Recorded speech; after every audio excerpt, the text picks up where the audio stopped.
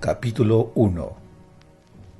El joven alto y musculoso andaba por las calles de Belverus, capital de Nemedia, plagada de monumentos y columnatas de mármol, con mirada cauta y la mano sobre el gastado forro de cuero del puño de su sable. Sus ojos de color azul profundo y su capa adornada con pieles indicaban que procedía de un país del norte. Belverus había visto muchos bárbaros del norte en tiempos mejores, sorprendidos por la gran ciudad y fácilmente despojados de la plata que llevaban o de insignificantes cantidades de oro, si bien luego, como no comprendían las costumbres de los hombres civilizados, la guardia de la ciudad tenía que expulsarlos, pues armaban barullo con la queja de haber sido embaucados. El hombre del que hablamos, sin embargo, aunque solo tenía 22 años, andaba con la seguridad del que se había paseado por las calles empedradas de ciudades igual de grandes, o más grandes todavía, como Arenjún, o Chadizar, llamada la perversa, de Sultanapur o de Agrapur, e incluso por las míticas ciudades de la lejana Kitai. Iba por las calles altas, en el distrito mercantil, a menos de media milla del Palacio Real de Garián, reina de Media, aunque él veía poca diferencia con Puerta del Infierno, el distrito en el que vivían los ladrones de la ciudad. Las tiendas abiertas a la calle habían sacado sus mesas y las multitudes se apiñaban en torno a ellas, examinando paños de Ofir, vinos de Argos y mercancías de Cod y de Corintia, e incluso de Turán. Pero las carretillas de los tenderos, que rodaban ruidosamente por las calles empedradas, llevaban poca comida, y al ver los precios el joven se preguntaba si podría seguir comiendo por mucho tiempo en aquella ciudad. En las tiendas se apelotonaban los mendigos, todos tullidos o ciegos, o ambas cosas, y los gemidos con que suplicaban limosna competían con los comerciantes que pregonaban su mercancía. Y en cada esquina había hombres duros de mirada cruel, mal vestidos, que acariciaban la empuñadura de su espada, o tenían en la mano afiladas dagas o pesadas chachiporras, y seguían con la mirada a algún obeso mercader que pasaba presuroso, o a la esbelta hija de algún tendero que se abría paso entre el gentío con asustada expresión. Solo faltaban para completar el cuadro las prostitutas, adornadas con brazaletes de cobre y latón, vestidas con simples camisas que, merced a algunos escotes, mostraban mejor la mercancía. Aún en el aire se percibía el pegajoso olor de la docena de barrios de mala vida que habían visto, una mezcla de vómito, orina y excrementos. De pronto, una carretilla cargada de fruta que pasaba por un cruce fue rodeada por media docena de rufianes, ataviados con una abigarrada compostura de retales de trajes finos con andrajos. El flaco vendedor no decía nada, miraba el suelo mientras enrojecía su enojado rostro, y los otros manoseaban su mercancía, tomaban un poco de aquí y un poco de allá, y luego lo arrojaban al suelo. Tras llenarse de fruta los pliegues de las túnicas, se marcharon pavoneándose, al par que retaban con sus ojos insolentes a decir algo a quien pasara por allí. Los bien vestidos transeúntes actuaban como si aquellos hombres fueran invisibles. «Supongo que no pagaréis», se lamentó el vendedor, sin levantar la mirada. Uno de los matones, un hombre con barba de pocos días, que se cubría con una capa sucia, orlada en oro, la andrajosa túnica de algodón, sonrió con su boca de cariados dientes. «Que si pagamos, esto es lo que te pago». Con el dorso de la mano le partió la mejilla al flaco comerciante, y éste se desplomó gimiendo sobre el carretón. Con rechinante risa, el matón se unió a sus compañeros, que se habían parado a mirar el espectáculo, y siguieron avanzando por entre la multitud de compradores, que les dejaban pasar con apenas un murmullo ahogado. El musculoso joven del norte se detuvo a un paso de la carretilla. «¿No vas a llamar a la guardia de la ciudad?», le preguntó curioso. El comerciante se puso en pie cansinamente. «Por favor, tengo que alimentar a mi familia. Hay más carretillas por ahí».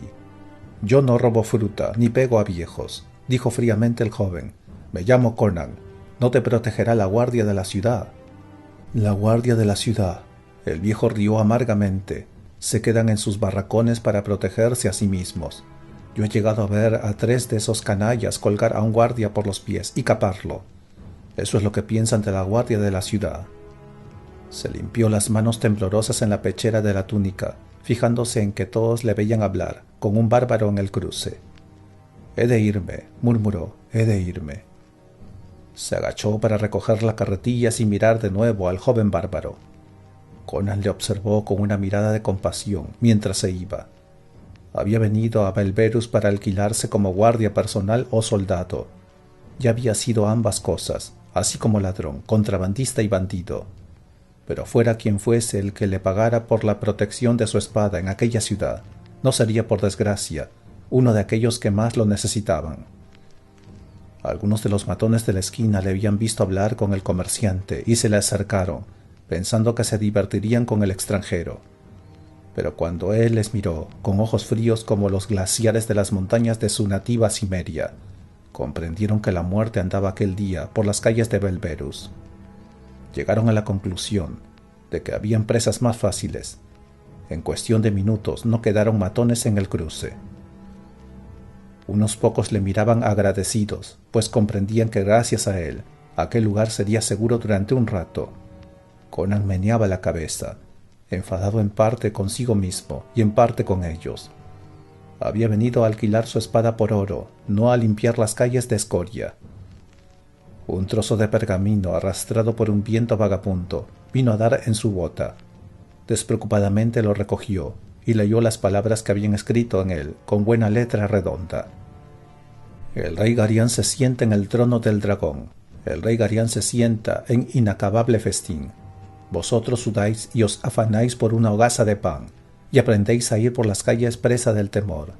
No es nada justo este rey que tenemos. Ojalá estén contadas las horas de su reinado. Mitra nos salve del trono del dragón, y del rey que en él se sienta en inacabable festín. Dejó que se lo llevara el viento, junto con otros similares que habían esparcidos por la calle. Vio que alguna gente los recogía. Algunos, palideciendo, volvían a soltarlos, o los arrojaban con enfado, pero también lo sabía que, furtivamente, doblaban y guardaban en la bolsa aquel pliego de sedición. Belverus era una ciruela madura, lista para ser recogida. Él había visto ya los mismos indicios en otras ciudades. Pronto se desvanecería el manto de furtividad. Se alzarían los puños abiertamente frente al palacio real. Tronos más sólidos habían caído por menos. De pronto un hombre pasó corriendo con los ojos llenos de horror, y a sus pies cayó de rodillas una mujer que abría la boca como para gritar. Un tropel de niños pasó corriendo también, chillando cosas ininteligibles. Se oyeron más gritos y chillidos por la calle, y la multitud salió corriendo hacia el cruce. Contagiaban su mismo miedo, y así otros se unían a la turbamulta sin saber por qué. Conan se abrió paso con dificultad, hasta el borde de la calle, hasta una tienda que su dueño había abandonado. Se preguntó cuál podía ser la causa. Entonces la muchedumbre empezó a dispersarse y desapareció, y Conan vio que por la calle de la que huían habían cuerpos tirados, pocos de los cuales aún se movían.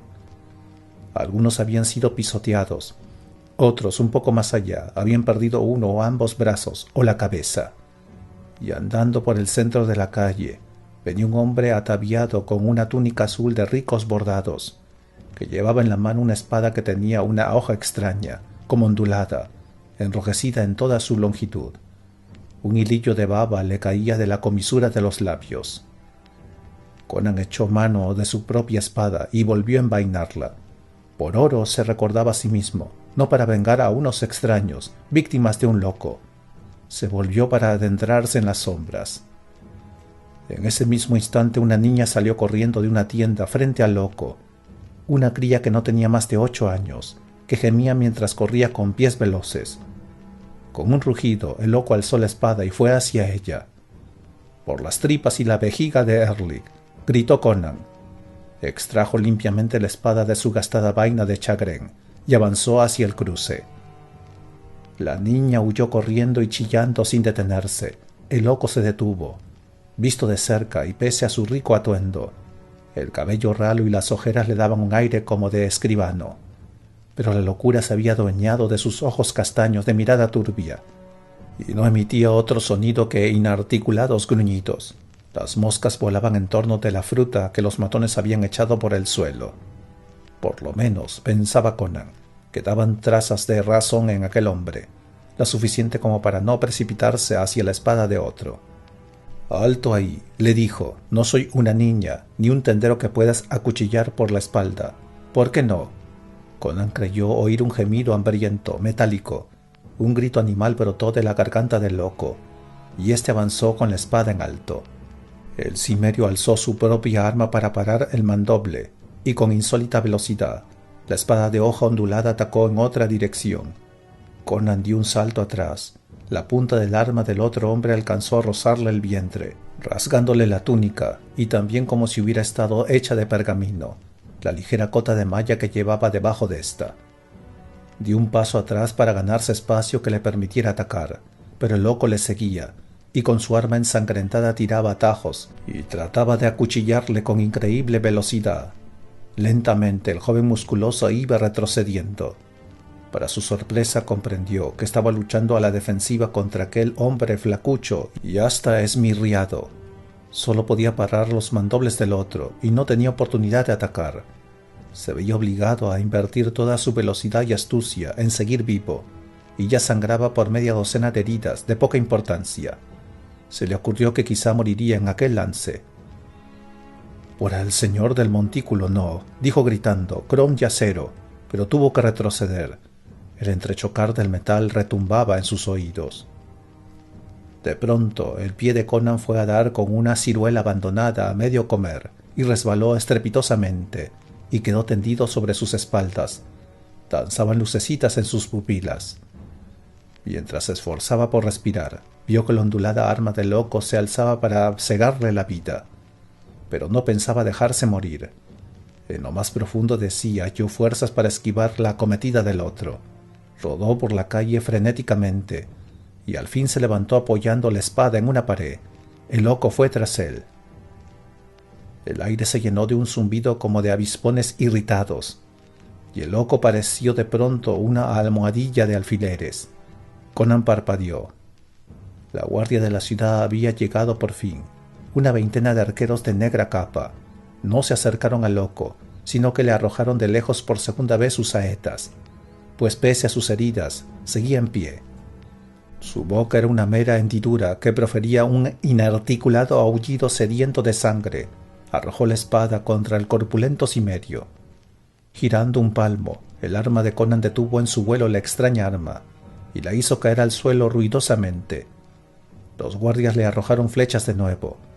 Atravesado por más y más saetas, el loco acabó por caer. Por un fugaz instante, mientras caía, la mirada de locura se desvaneció y ocupó su lugar otra de indecible horror. Cayó de bruces, muerto, al empedrado de la calle. Lentamente, con las armas dispuestas, los soldados se acercaron al cadáver.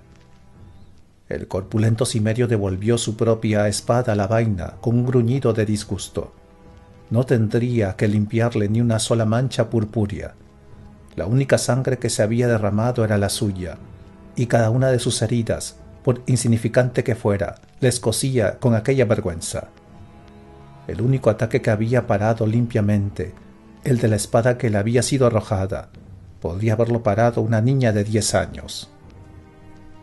Un guardia agarró al muerto por el hombro y le dio la vuelta, y como una docena de flechas se astillaron con las baldosas de la calle. «Calma, Tulio», dijo otro con un gruñido. «Recuerda que esas flechas no las descontarán de los soldados». «Por el trono negro de Erlik», farfulló Tulio, «es Lord Melius». El grupo de hombres armados dio un paso atrás, dejando a Tulio solo con el cuerpo. A nadie convenía ser hallado cerca de un noble muerto, sobre todo si uno mismo había tenido algo que ver con su muerte, no importa qué hubiera hecho. La justicia del rey podía tomar extraños giros en lo que a los nobles concernía. El canoso sargento de la guardia, en cuya nariz, visible bajo el morrión de su armadura, una cicatriz palidecía hasta la lividez, escupió a un lado del cadáver. «Ahora ya no podemos hacer nada, Tulio». El mentado guardia comprendió de pronto que estaba solo al lado del cadáver y dio un salto. Sus ojos se movían frenéticamente. Cubre con tu capa este noble señor, siguió diciendo el sargento. Vamos, hombre. Tulio le obedeció con reluctancia. El sargento empezó a gritar a otros hombres. Avidius, Crato, Jócor, Naso, cogedle por los brazos y las piernas. Vamos. ¿O es que queréis dejarlo aquí hasta que las moscas se lo coman? Los 4 mentados avanzaron, murmurando al tiempo que alzaban el cuerpo. El sargento se alejó por la calle, y los que cargaban con el cuerpo le siguieron con toda la rapidez que eran capaces, y detrás de estos el resto de la tropa. Ni uno solo se volvió para mirar por segunda vez a Conan. «Te has vuelto lento con los años, Cimerio», le gritó una voz áspera. Conan se volvió, y la airada respuesta murió en sus labios, cuando vio al barbudo que se apoyaba en uno de los puestos de venta. «Todavía soy más rápido que tú, Ordo, viejo ladrón de perros». El barbudo, que era casi tan alto como Conan y más corpulento que éste, se irguió. Un tosco parche de cuero le cubría el ojo izquierdo, y una cicatriz que, desde debajo del parche, le atravesaba toda la mejilla, forzaba la mitad de su boca a perpetua sonrisa, aunque en aquel momento la otra mitad también sonreía. Una pesada arracada de oro pendía de cada una de sus orejas, pero en el caso de que tentaran a los ladrones, su gastado sable y la daga que llevaba en el cinturón les disuadirían. «Quizá lo seas, Conan», dijo, «pero ¿qué haces en Nemedia? Aparte de tomar lecciones de esgrima de algún noble de mediana edad». «La última vez que te vi, ibas hacia Agrapur para emplearte como soldado del rey Yildis». Ordo era un amigo, aunque no siempre lo hubiera sido. Poco después de que se conocieran, aquel tuerto y una cuadrilla de bandidos habían atado a Conan a 4 estacas del tormento en las llanuras amorias, siguiendo órdenes de Carela, una bandida pelirroja conocida como el Halcón Rojo. Más tarde habían cabalgado todos juntos hacia los montes Quesanquios, en busca de un tesoro robado por el brujo Amanar. A duras penas habían podido huir de allí con vida. 2 veces más habían vuelto a encontrarse, ambas en busca de riquezas, y en ambas ocasiones habían ganado tan solo lo suficiente para correrse una gran juerga en los burdeles más cercanos. Conan no pudo evitar el preguntarse si de nuevo tropezarían con una oportunidad para hacerse con oro. «Y lo hice», respondió Conan, «pero hará algo más de 1 año que dejé el servicio de Turán». «Apuesto que tendrás problemas por culpa de alguna mujer», dijo Ordo riendo. «Ya te conozco». Conan se encogió de hombros. Al parecer, siempre había tenido problemas por culpa de mujeres. «¿Pero hay algún hombre que no los tenga?» «¿Y qué mujer te obligó a ti a huir de Sultanapur, Ordo, cuando nos separamos? Dirigías un mesón de tu propiedad, junto con una rolliza esposa turania, y jurabas que jamás volverías a pasar nada de contrabando, como no fueran dulces, y saldrías nunca más de Sultanapur, como no fuera para ser incinerado en tu pira funeraria. Fue por Carela». El tuerto azorado bajó del tono de voz, se mesó la frondosa barba. Yo no podía rendirme antes de dar con alguna noticia de ella, y tampoco podía mi mujer desistir de regañarme para que lo dejara. Dijo que me estaba convirtiendo en un espectáculo. Decía que la gente murmuraba y se reía de mí a mis espaldas, y corría la voz de que algo andaba mal en mi cabeza. No consentía que se dijera que se había casado con un hombre que no estaba bien del seso. Ella no iba a desistir, ni yo tampoco. Así que un día le dije adiós y me fui sin mirar atrás. ¿Y sigues buscando a Carela? No ha muerto, estoy seguro de que vive. Agarró a Conan por el brazo, con patético apremio en la mirada.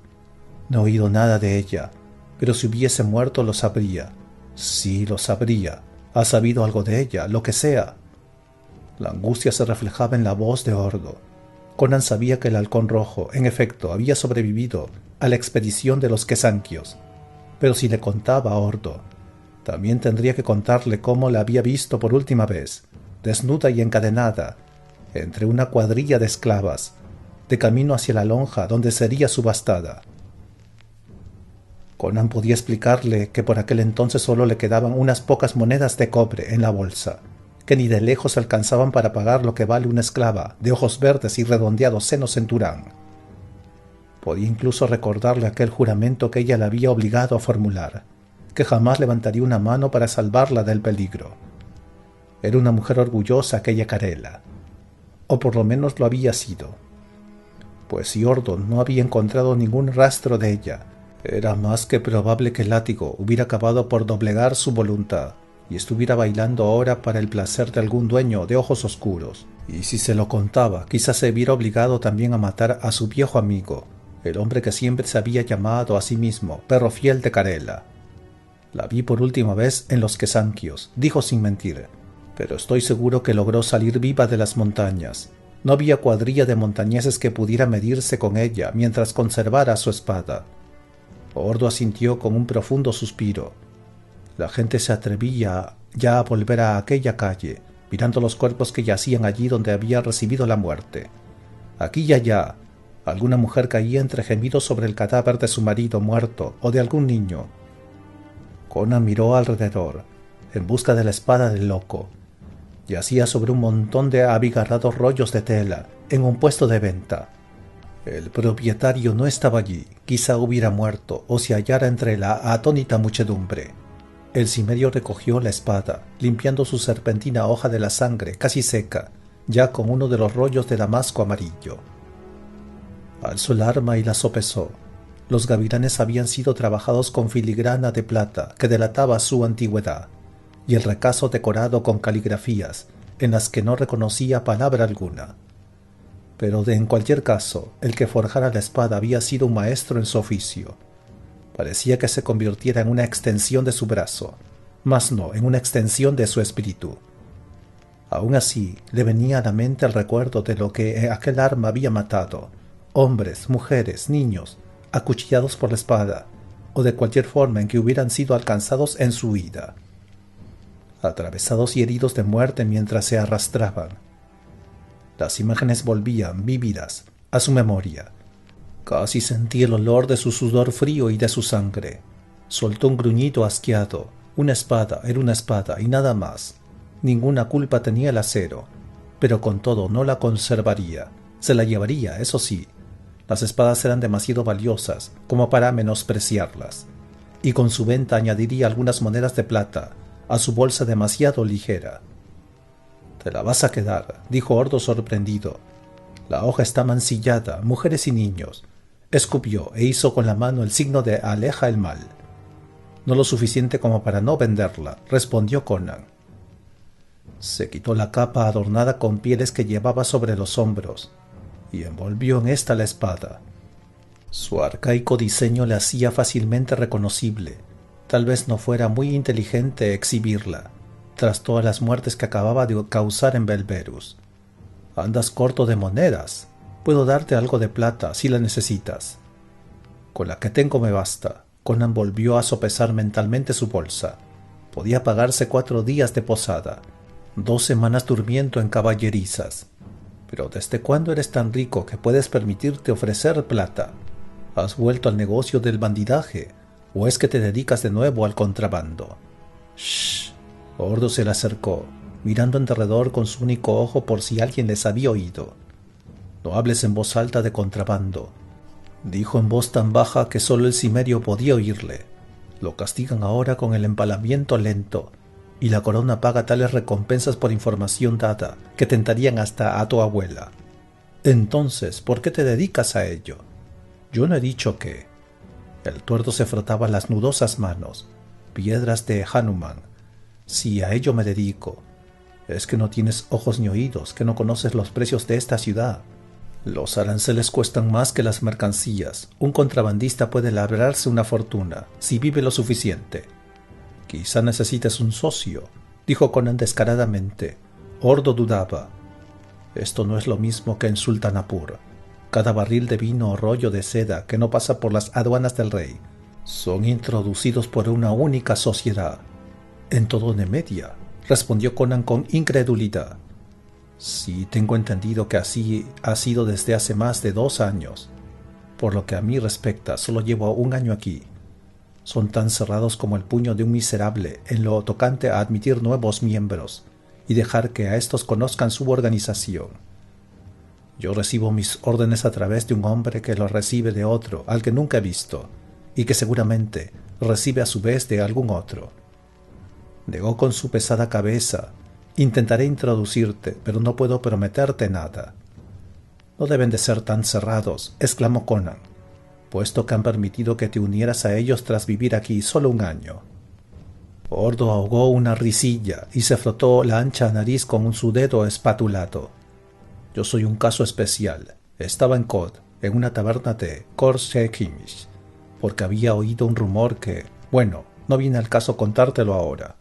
Un camarada, Hassan, que trabajaba en la sucursal Kotia de la sociedad, me oyó hacer preguntas. Había oído hablar del halcón rojo y su admiración por ella no tenía límites. Cuando supo que había cabalgado a su lado, me ofreció un trabajo aquí en Belverus.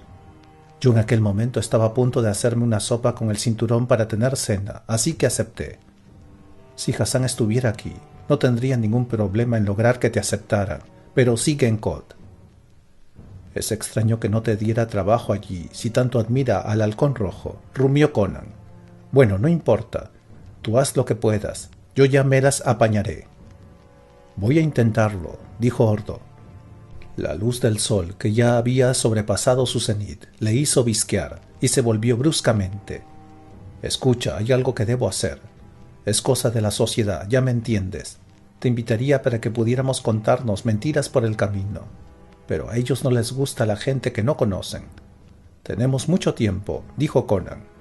Claro, mira, ven a buscarme al mesón del buey corneado, en la calle de los lamentos, tras puerta del infierno, media clepsidra o algo así después del ocaso. Rió y palmeó Conan en el hombro. Iremos de una punta a otra de la ciudad y nos emborracharemos de paso. De punta a punta, dijo el cimerio asintiendo.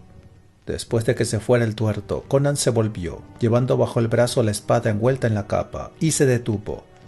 Una litera adornada, oculto su interior por cortinas purpúreas, cuya armazón y cuyas varas laterales eran de color negro y dorado. Había aparecido en la calle, y el gentío y aun los matones se apartaban con respeto a su paso. La litera en sí no le llamaba la atención. Había visto otras en las calles, en las que viajaban gordos mercaderes o esbeltas aristócratas. Pero al tiempo que se volvía, la cortina se había apartado, dejando a la vista una mujer envuelta en velos grises, entre los que tan solo sus ojos asomaban. Y habría jurado que aquellos ojos, aunque solo fuera por un breve instante, le habían mirado. No, no le habían mirado, le habían observado con odio. Bruscamente la cortina volvió a correrse y al parecer alguien debió de dar una orden, pues los porteadores se fueron rápidamente por la calle, alejándose del corpulento cimerio. Mientras movía la cabeza pensativo, Conan vio cómo la litera desaparecía entre el gentío. No era una buena manera de empezar en Belverus, imaginando cosas. Aparte de Ordo, no conocía a nadie. Agarrando con más firmeza el bulto que llevaba envuelto en la capa, se fue a dejar pasar el tiempo hasta la hora en que debía encontrarse con el tuerto. Aprendería tanto como pudiera de la ciudad, donde esperaba forjarse un futuro.